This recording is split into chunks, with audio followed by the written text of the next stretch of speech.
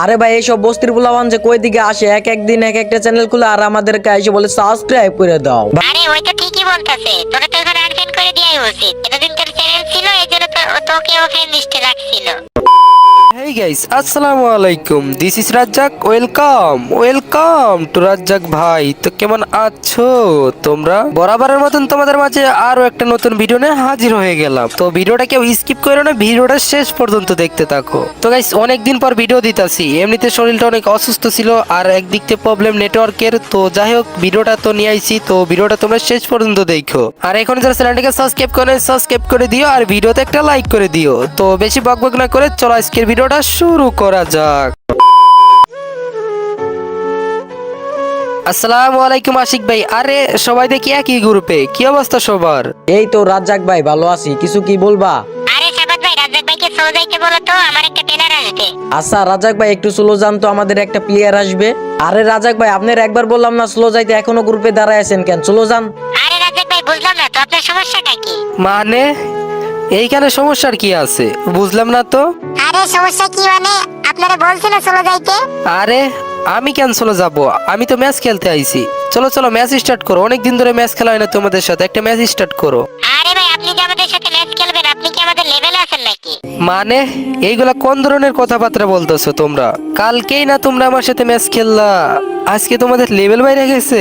আমি তো এই লেভেলের কথা বলতাছি না। তো কোন লেভেলের কথা বলতাছো? আরে এতদিন তো তোর 1 লক্ষ সাবস্ক্রাইবার চ্যানেল ছিল, এই জন্য তোর সাথে ম্যাচ টেস্ট খেলছি। এখন তো তোর আর সেই বড় চ্যানেলটা নাই, তোর সাথে ম্যাচ টেস্ট এখন আর আমরা খেলতে পারবো না। যা এখন গ্রুপ থেকে বাইরে হ।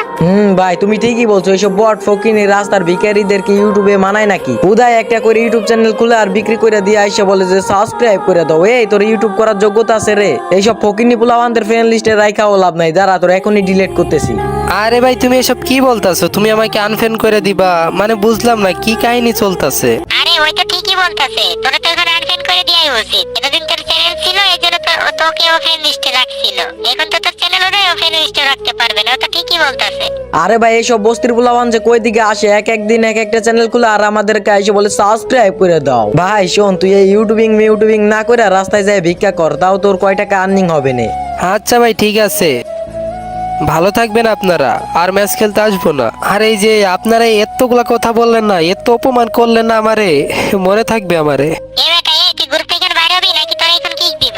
আচ্ছা এই আশিক ভাই, সাফাত ভাই, মানে আপনাদের গ্রুপে আসতে পারলাম না, হঠাৎ এরকম ব্যবহার করতেছেন কেন ভাই? বুঝলাম না তো কিছু। আরে মানে কি বুঝো না? ভাই একটু সুন্দর করে কথা বলেন না, এরকম করে কথা বলতেছেন কেন? একটু সুন্দর করে কথা বলেন। আরে ভাই তোমার সাথে এরকম ব্যবহার করবো না তো কি করবো? তোমাকে এখন কি সালাম করবো নাকি? একটা ইউটিউবার হতে গেলে একটা যোগ্যতা লাগে, তোর ভিতর কি আছে? সেই যোগ্যতাটা কি আছে? ভাই যোগ্যতা নিয়ে কথা বলেন কেন? একটা ইউটিউবার হইতে গেলে যে যোগ্যতাটা লাগে না, ওই যোগ্যতাটা আমার ভিতরে সব। ভাই মানে এটা কোন ধরনের ব্যবহার? গ্রুপে ডাইকাই গ্রুপে অপমান কইরা ও গ্রুপ থেকে আবার কিক দিয়ে দিল। ভাই দেখতেই তো পারছেন এখন আমার সাবস্ক্রাইব নাই, এই জন্য গ্রুপ থেকে এভাবে অপমান করে কিক দিয়ে দিল। আগে তো আমার 1 লক্ষ সাবস্ক্রাইবার একটা চ্যানেল ছিল, তখন আমার সাথে গেম খেলতো, আমাকে সাথে সুন্দর ব্যবহার করতো। আর এখন দেখেন চ্যানেল নাই, সাবস্ক্রাইবও নাই, গ্রুপে ডাইকা গ্রুপে কিক দিল, অপমান করলো, কত কিছু করলো।